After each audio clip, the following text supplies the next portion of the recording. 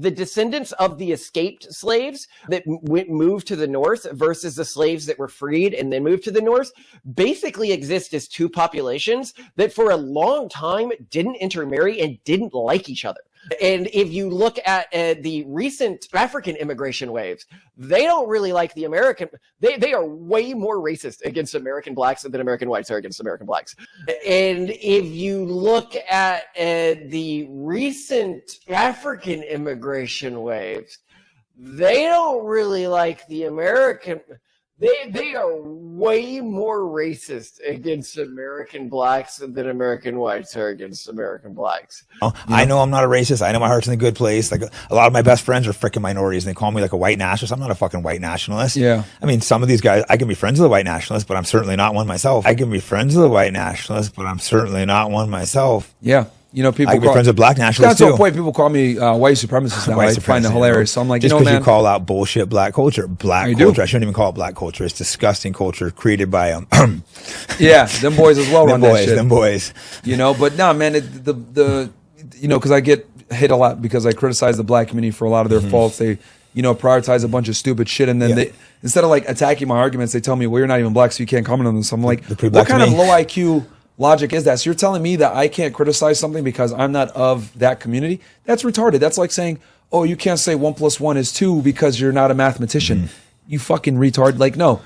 The black community has some real big problems. Too much victimization, too much blaming on white people, too much blaming on police brutality, not enough fathers, way too much, you know, care about drugs and, you know, drug trafficking, being in gangs, gang culture, stupid look at the rap music. How damaged has that been to black people? Fucked up, dude. All these black guys, even like a lot of black guys from richer homes, they'll go and imitate this thug culture because they think that's what they're supposed to be black. I remember seeing it in college. These like rich black dudes, but then they're trying to act all gangster because that's what they see, and it's just pathetic. Backwards, man. And these girls twerking, the sexy reds, it's just disgusting and degenerate, and it's destroying black culture. Yeah. And if you say that, oh, you're a racist. Like, I'm not a fucking racist. I want them to do better.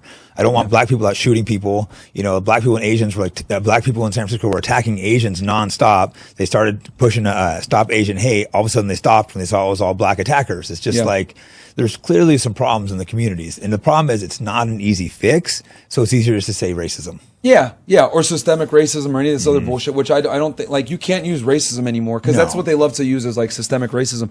Like, you know, things aren't fair in the judicial system towards black versus white. How about this? How about you just don't get involved in the judicial system? How about you just don't commit crime? How about you stop making fucking excuses and crying about systemic racism or whatever? It's like, dude, you live in the best country in the world, and I would argue black people nowadays have more opportunity than anyone else. Yeah. You guys, affirmative action, DEI, whatever, people that aren't qualified are getting jobs, etc.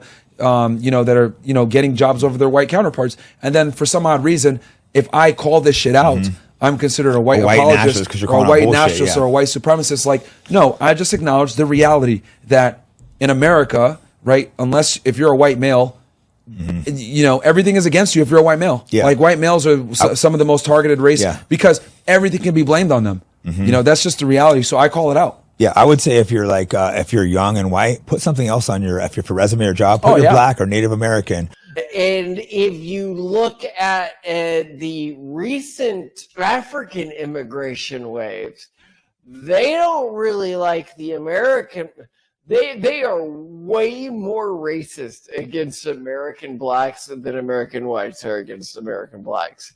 If you have African friends, we have quite a number of African friends, and it often comes up, and I have these moments where I have to, like, you know, sort of do that mentally. I don't know if you've ever been in a conversation where somebody gets really racist and you're like doing a little whistle and you guys are like $1,000. I'm just gonna go to the bathroom. I don't want to be here.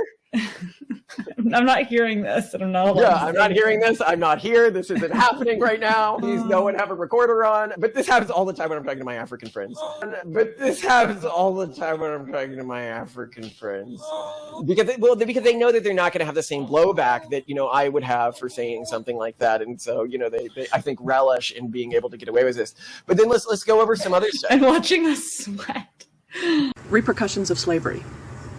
I can go back generations. No slaves. Granted, when we first got here, yeah. But my family understood. It's bad. Matter of fact, my family fought and died in the Civil War. Yeah, I know you're probably happy about that. But anyways,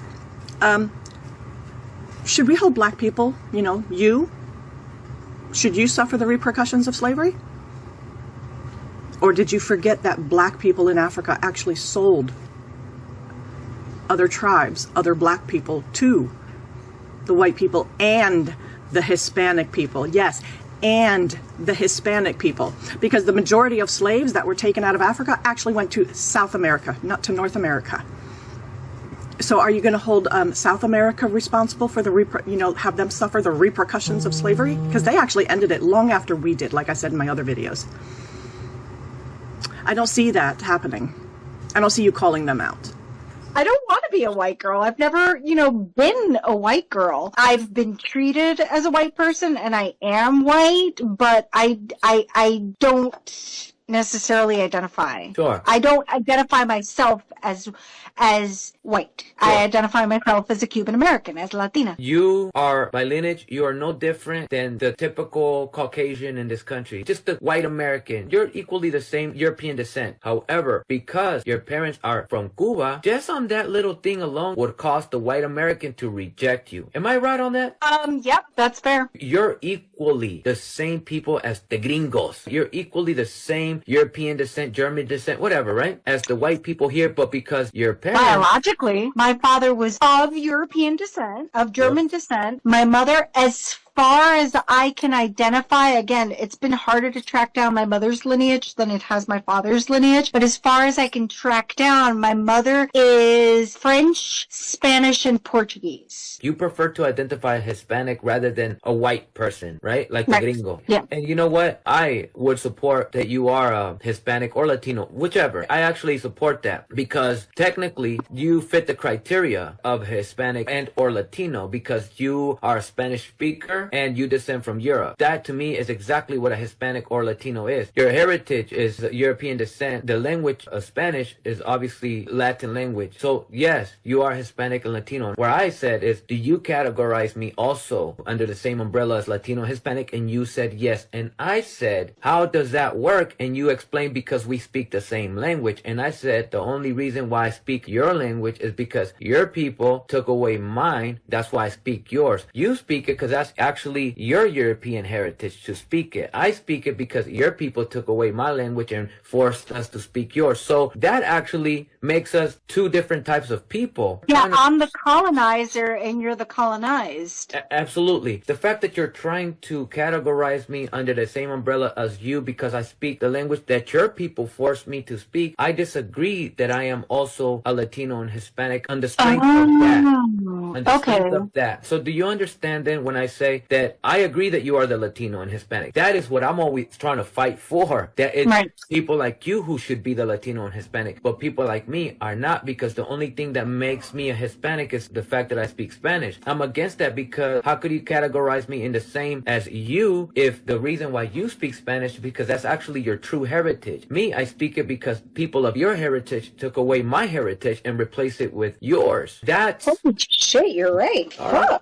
No, so let me ask you a question. So what, because I respect you 100% and I want to be able to identify you as you wish to be identified. I identify you as Hispanic, and in your eyes, that's incorrect. How would you identify yourself? The problem with all of this is that these identities were created by Europeans and forcefully given to indigenous people to replace our real ethnicities and or ethnic identities. So if I identify with what you identify, you have won and you have completely erased me because I'm no longer identifying as my people. I'm identifying as you, as if saying I am just like you because you have taken everything that I am and replaced it with you. That's why it's problematic to me that I identify as the same as you, because I am in fact not you, not by lineage, not by ancestry, nothing. I am the opposite of you in this aspect. I am the people that your people effed over. If I take whatever terminologies that you give me, if I allow you to identify me, so you mean to tell me that you get to be the people that come, try to wipe us out, and after you try to wipe us out and we survive, you tell us, okay, you can no longer identify as a Arawak, Tarahumara, as a Mexica. You are now Hispanic. Hispanic. Not only did you physically try to erase me, but after you didn't achieve to 100% erase me, now you want to erase my ethnicity by giving me what you want me to identify. And that is part of the erasure, ethnic erasure. Has most of the men you've dated in your life have been Hispanics? I do not date Hispanics. I don't prefer them. Mostly because my father was machista and I just have an aversion to people that identify themselves strongly as Hispanic, who heavily self-identify as Hispanic. I live in a very Hispanic community. We have all different kinds of, we have Puerto Ricans, Colombians, Ecuadorians, Salvadorians, Mexicans, Cubans. I don't relate. I never really wanted to associate, because a lot of that also came with my mother. My mother was very elitist as well. So she was always preoccupied with what the family looked like. You had to be a certain person. You had to act ladylike. You had to present yourself the proper way. So there was an elitism in my mother. You begin to understand why I find it very problematic what identifying as Latino and Hispanic. Meanwhile, she identifies as that because, you see, Mims has been fighting to claim to be Hispanic, but she has now revealed she prefers not to date Hispanics because they usually tend to be machistas. But see, the reality of things is that the machista, misogynist ideology comes from European influence. So this is why it's so important 100%. to separate myself from the Hispanic and Latino, because she has been trying so hard to fight today to claim not to be white, but to instead claim to be Hispanic. But then she does an F with Hispanics. You get what I'm saying? No. Oh, wait, let me, I may have misspoken. I used to not. I rejected being white because I identified more closely with my Cuban roots. But your roots are in Europe. No. Yes, my biology is European. Mims has been rejected by other white people because of the mess that the European has created.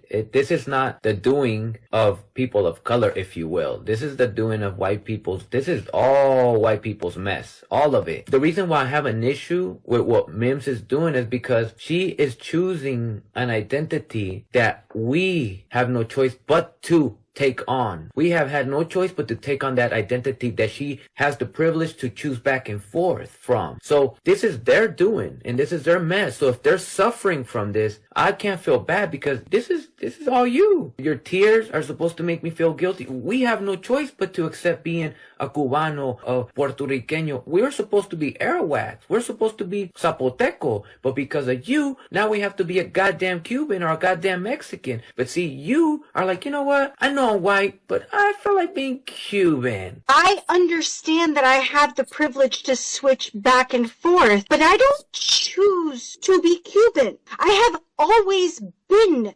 Cuban. I am Cuban. I am Cuban. And you can't take that away from me. You're and I will American, fight you though. to take that away from me. In your birth certificate, it doesn't say Cuban. You cannot tell me who I choose to identify as. And again, you cannot take that away from me. I'm not taking away that you are Cuban. I'm telling you that you technically are not. It's not even an opinion of mine. It is a fact that you are not Cuban, because to be Cuban, you'd have to be born in Cuba, because Cuban is a nationality. I'm not taking nothing away from you. I am pointing out to you the fact that you are not Cuban. The fact is that I am an American. Yeah. But I identify as a Cuban American. That makes me Cuban. That's not what makes someone Cuban. I would have been, had it not been for circumstances outside their control, I would have been Cuban if that wasn't taken from me. No one took it from you, though. You just never were. How dare you tell me that I cannot be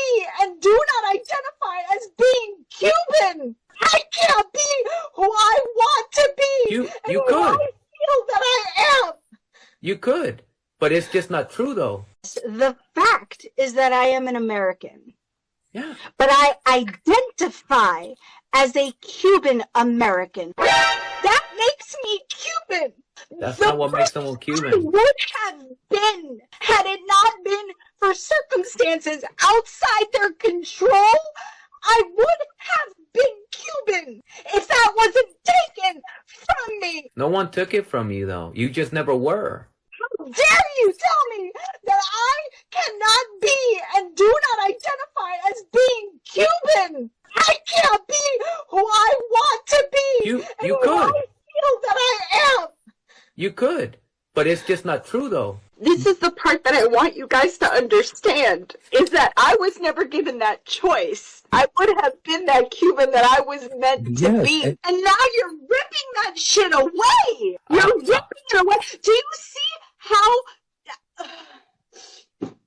So you're crying and suffering because you feel like I'm trying to take something from you. But let me tell you something. I'm not taking anything from you. I'm only pointing out the fact that to be Cuban, you'd have to be born there. I am telling you right now, I was born in the United States. I am an American. I admit that. I agree with that. 100%. Let's move on with that. My nationality as an identified person is Cuban. And every single fucking time you tell me I'm a white girl, every single fucking time you try and rip that away from me and tell me I'm fucking European, you are denying that from me. Is your DNA fully European? Who the fuck gives a shit? Todo lo que yo sé es hablar español. Mi primer idioma fue español. That's a European language. European language. Cada vez que yo quiero identificarme como cubana, cada vez que yo digo algo así, tú me lo quieres limpiar de eso. ¡Hijo de puta! The only one that's been stripped away, the only one that has been stripped away from their culture and identity is us, from your people. You have not been stripped away from anything, from nothing at all. You are crying and suffering because you feel like I'm trying to take something from you. I'm not taking anything at all. I'm not taking nothing from you. I'm only telling you the technicalities of nationality, and you're trying to claim a nationality that isn't yours. That's it. That's it. I have not taken anything from you. Nothing at all. Nothing. You don't know the fucking day. You don't know the fucking trauma that you're causing right now. I have had to fight for years. I'm 40 fucking 8 years old. And all of a sudden, you want to take the only thing that I have left to hold onto. You want to rip that away from me. How better is that from you than taking that away from somebody who wants to identify themselves as transgender? En mi corazón, en mi alma, soy cubana. I get it. I get it now, Mims. I do. Check this out. I'm gonna prove to you that I get it. You said the key word. I finally get it. I finally get it. You said that in your heart, that's the key word. Now I get it. In your heart, I got you. Check this out. In your heart, you're Cuban. In your heart, you're Cuban. Never mind the fact that, check this out. Watch, I'm going to prove to you that I get it. Never mind the fact that you are European descent. You're fully a German, whatever, right? Never mind that. In your heart. In your heart. You're born in the U.S., but you're completely European descent. But in your heart, you're Cuban. Finally, I get it. Because want to know something? In my heart, I feel like I'm a dolphin. So I get it. Finally, I get it. In my heart, I'm a dolphin. In my heart. Never mind that I'm human. Never mind that I'm Mexican. Never mind that I'm indigenous. Never mind. In my heart, I'm a dolphin. I get it now. Boom. You're good. You're good to go. You're good. No arguments no more. You won. You've convinced me. That's it. You're good. You're good. I no longer feel safe here, so... What about the Native Americans? Because they own slaves too. Some of them actually even wanted to fight on the side of the Confederacy to keep it going. I don't see you calling them out either. Should the Native Americans suffer the repercussions of slavery? Huh? What about black people here in the United States that owned slaves? See, y'all want to romanticize it and think that they only owned them in order to free their family members. That's not entirely true. There were ones that actually wanted to fight on the side of the Confederacy also to keep slavery going. So should I hold you responsible for those, and should you suffer the repercussions of them enslaving black people? Y'all want to talk about slavery, but you don't want to hear the truth about it. You only want to hear the parts you want. And that's not including all of the slavery that's happened all over the world. You want to talk about slavery, but you only want to talk about one version. One little version. And I don't mean little in a bad way. It was a horrible thing, and millions of people suffered. And I'm glad my family fought on the side that helped to free them. Because slavery is wrong, no matter who does it. Have a good day.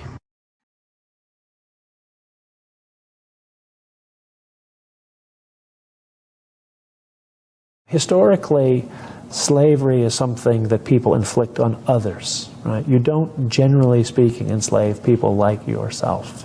Now, how those borders are drawn may change. So if you go back to ancient Athens, for example, it would have been rare for an Athenian to enslave another Athenian, but he would have had no qualms about enslaving a Spartan or a Corinthian or whatever. There's a kind of notion that you'll hear a lot of people say that Africans enslaved their own people, and in fact they didn't. In our imagination today, this is one place inhabited by one race of people, but that wouldn't have made much sense to people at the time. That Africa was and is a dizzyingly diverse continent with literally thousands of distinct ethnic and linguistic groups. And so there's conflict and contestation between those groups, and that grows dramatically. That conflict grows dramatically in the course of the centuries of the slave trade. In addition to whites who defended the enslavement of Africans on racial grounds, or who opposed general emancipation on social grounds, there were many whites, and even blacks, who defended slavery as a matter of self-interest as slave owners. Although most black owners of slaves in the United States were only nominal owners of members of their own families, there were thousands of other blacks in the antebellum South who were commercial slave owners, just like their white counterparts. An estimated 1/3 of the free persons of color in New Orleans were slave owners, and thousands of these slave owners volunteered to fight for the Confederacy during the Civil War. Black slave owners were even more common in the Caribbean. In short, there were many defenders of slavery in the West, even in the 19th century. Once two youngins go down the hill to the dollhouse where Master Kilpatrick's children are playing. They want to go into the dollhouse when one of Mr. Kilpatrick's boys say, "This here for white folk children." They say, "We ain't no niggers. We got the same daddy you has. And he comes to see us nearly every day and fetches us clothes and things from town. They just a fussing, and Mrs. Kilpatrick is listening to them out her chamber window. She heard them white niggas say, 'He our daddy. We call him daddy when he comes to our house to see our mama.'" My granddad had a lot of land.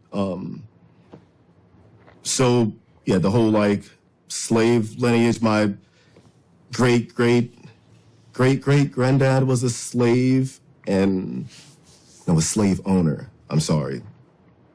And ended up raping one of the women, and so we come from that lineage, and my great-great-great-great-granddad was a slave and a slave owner, I'm sorry, and ended up raping one of the women, and So we come from like that lineage, and that land and that plot of land ended up staying with the family because the guy who was a white guy who was a slave owner, of course, and having a relationship and with one of the slaves and mistresses, whatever you want to call her. And somehow that land, because he loved her, got inherited to our family. And he has a bunch of land out there. And yeah. From the Library of Congress in Washington, D.C.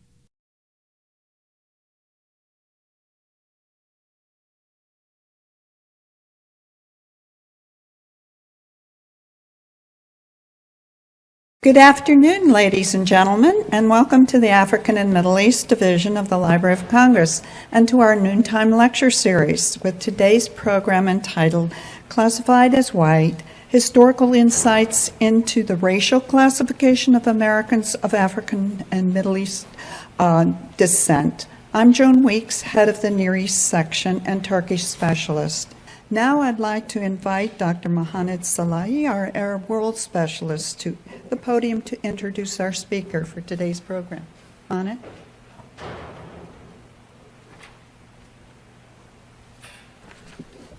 Good afternoon, everybody. Thank you all for joining us.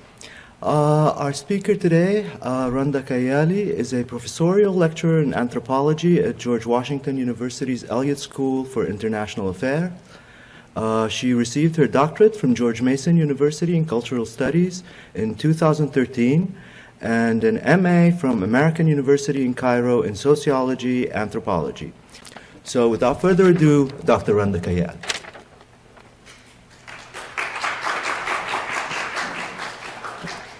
I'd like to thank Mohamed and the staff here at the Library of Congress, the Africa and Middle East Division, for their kindness in inviting me and welcoming me to this lecture series. I'd also like to thank the Arab American National Museum and Helen Samhan for the images that you will see in this PowerPoint.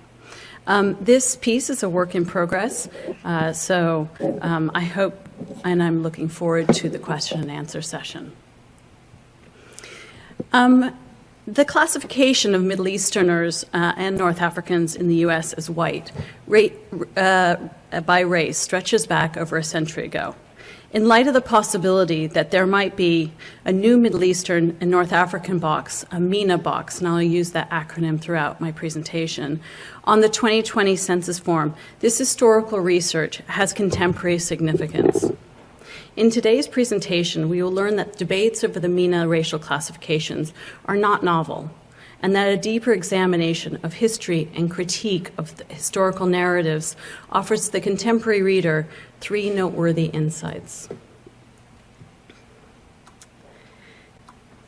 Firstly, the naturalization rulings in U.S. courts that determine the eligibility of early MENAs to U.S. citizenship show that labels of the geographic region and the perceptions of people within them determined race. While they were ultimately classified as white and therefore grouped with Europeans, those with Middle Eastern origins were noted as from Asia in terms of continental assignments, but not ultimately Asiatic or Mongolian by race. Secondly, I will show that the judges in these cases drew a Christian-Muslim binary and placed the premium on their origins in the Mohammedan world, as it was called back then, occasionally noting the Eastern rites of their Christianity and generally grouping Syrian Christians with Islam by culture, even if they were recognized as Christian. Finally, the history of the U.S. Census classifications indicates that MENAs have been identified by factors other than race and religion on official forms issued by the U.S. government for over a century, specifically through questions relating to ancestry and language spoken at home. In other words, then as now, there are additional ways to access ethnic identity within a broad white racial classification. So as a bit of background, since 1977, the U.S. government, and particularly the Office of Management and Budget, has classified white as a person, in quotes, a person having origins in any of the original peoples of Europe, the Middle East, or North Africa, end quote.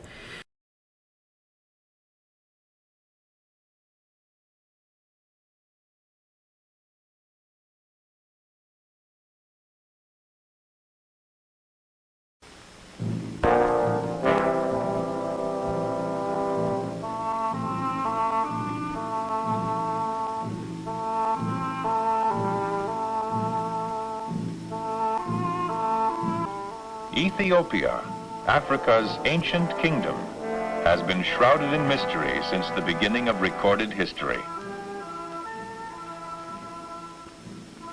Ethiopia is located on a high mountainous plateau in northeastern Africa, a region remote from the rest of the world. In ancient times, Ethiopians were continuously at war with plundering bands of invaders, but their willingness to fight turned back all enemies. As a result, the peoples of Ethiopia, who are predominantly Aryan, are free and independent. They are proud of having the longest continuous history of any Christian nation in the world. The fact that Ethiopia is primarily populated by a people of Caucasian ancestry makes it unique among other African nations. There are over 100 different tribes and races within the country. Although dark in complexion, most of the people are Caucasian and are descended from the ancient Hamites and Semites. His Imperial Majesty Haile Selassie I, conquering lion of the tribe of Judah, elect of God, Emperor of Ethiopia. Haile Selassie is a prince of the world's oldest continuous line of royalty, and according to legend, is a direct descendant of King Solomon and the Queen of Sheba. Classifying Egyptian immigrants as white while some of them are not. I'm a black man, as you see. My complexion is as dark as most black Americans, and my features are African. And I don't understand why I'm classified as white. I am a black Egyptian. My father is much darker than I am. My mother is lighter than I am. In Egypt, people are identified by the religion first, not the race. So in Egypt, if you are Christian, you are a minority person. But if you're black, you're not a minority person. You are a part of the mainstream society. And I came from this background. And in Egypt, you identify as Arab and as Muslim. And in this country, when I first came, I identified myself as Arab American and Muslim first. And gradually, I became to identify myself as black. I came to the U.S. in 1978. And I became a U.S. citizen in 1985. When I became a U.S. resident, I was told by the Immigration and Naturalization that I am white. And I told them that I'm black, and they said, no, in this country, you are white. All Arabs in this country, all Arab immigrants are white. I didn't pay much attention in the beginning to this, because in the Arab world, we identify with our ethnicity first as Arabs, and then with the race second as black or white or whatever. But in this country, you identify with your racial group first, and then with your ethnicity second. Gradually, I became black first and Arab second. And I rejected my white classification publicly for the first time in 1987, in February, as a panelist in a function sponsored by the Association of the Study of Black Life and History in Detroit.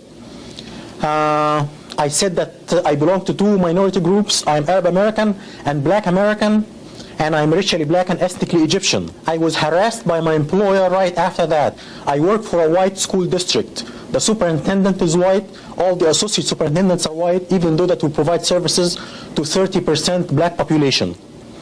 But the organization is white and the approach is very white. The attitude towards me changed completely after I went out publicly and rejected my white classification. One coworker came to me and told me, a white coworker came to me and told me right after the function that he met with the superintendent, and if I don't keep my mouth shut, my educational career is over. He said, you have nothing to do with these people, you have a history and a culture. These people came from the jungle, you have nothing to do with them.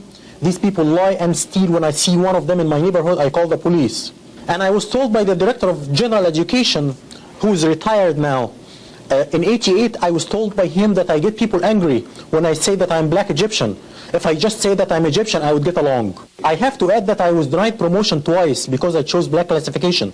This is part of my 2 lawsuits against my employer, which are currently pending. 2 lawsuits. Egyptians are black. The real Egyptians are black. Because the real Egyptians, they are real Africans. So those people in Lower Egypt, you see in Cairo, Alexandria, and Falahins area, they were mixed between the Turkish, Mamluks, French, English, Romans. So those people who come to attack Egypt in that time, they couldn't come to Upper Egypt, to the south, which we still have the same color, our dark color or black color. So they couldn't mix with us. I am Kanani in Israel. I go American and I help with the people black in America. أنا كنعاني، أنا من إسرائيل كنعاني. أنا أحب أساعد الشعب الأسمر في أمريكا. عبري. חברי, מה העם שלך? אני מהעם כנענים. גרים פה. יש אנשים 500. 500. העם פה כנענים? יש, מהעם. We have a little Canaanite boy, and he is with the donkey, and he's taking care of his sheep. A responsible young man. They're goats, and one of them's got great big horns. I hope he doesn't hit me. This is what we're called. Move in some, Dad. Move in some. I don't have my wide angle. I can't get the Okay. How of me? Now, how am I now? I can't see. Right, people are in Israel. Yes, indeed. Near Jerusalem, where Rahab was. Near Jericho. Some goats here with some long horns. Ooh, let me get out of the way here. Can you get back?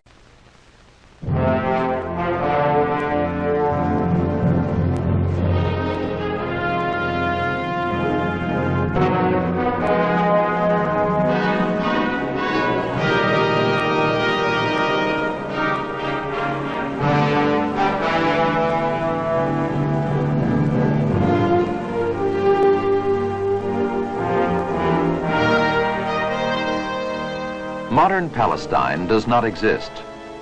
Today, the nation of Israel on the west and Jordan to the east occupy most of the area known historically as Palestine. The region is a holy land to three major religious groups: Jews, Christians, and Muslims. Many cultures left their imprint on ancient Palestine. The land was much as it is today, a generally hot, dry land. The establishment of Hazor by the Canaanites and the construction and resettlement of other cities in ancient Palestine marked a rebirth of city culture.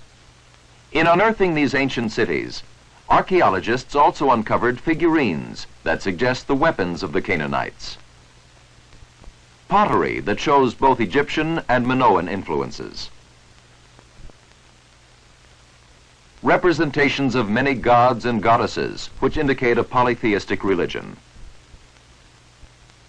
Inscriptions on vases and tablets show a written language, cuneiform, a system of writing developed by Babylonians. When the Canaanite civilization was approaching its height, the Hebrews, wandering tribes from Sumer, moved up the Tigris-Euphrates Valley and then down into Palestine in about 2000 BC. The story of the Hebrew people who played a leading role in the history of ancient Palestine forms part of a unique chronicle, the Old Testament of the Bible. With their studies of ancient manuscripts discovered by archaeologists, Bible scholars have added to our knowledge of biblical times. These ancient writings also show that the Old Testament story of Abraham and his people has not changed much in the thousands of years during which the Bible was translated from language to language. The biblical story of Abraham and his people is a familiar one to which archaeologists and historians have added dates. Several centuries after they arrived in 2000 BC, some of the Hebrew tribes left ancient Palestine and wandered into Egypt. An ancient Egyptian wall painting gives us an idea of how these nomads might have looked. The Hebrews remained in Egypt for several hundred years, and then a leader arose, Moses.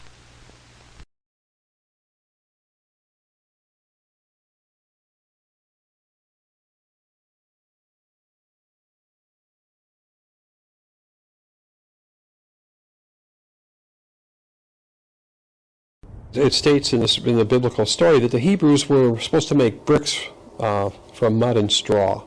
Is there any evidence of that? We have two lines of evidence that this practice referred to in Exodus chapter 1 and Exodus chapter 5 really was the sort of thing going on. We have the depiction in the tomb of Rechmire. He was a vizier or prime minister under Thutmose III in the 15th century. And there we can see POWs, both Semites from Canaan and Syria, working alongside prisoners of war from Nubia, black Africans. And there they are making bricks, overseen by Egyptian taskmasters with sticks. And so it's very clear that this was the treatment of prisoners of war. And we see these foreigners making bricks in southern Egypt for a building project at Karnak Temple. And I'm sure that picture could be replicated to other parts of Egypt, especially in the north. Secondly, we also have, from the same time period, the 15th century, the 18th dynasty, we also have pictures of agricultural work, especially work in the vineyards, picking grapes, stomping on grapes to make juice and wine.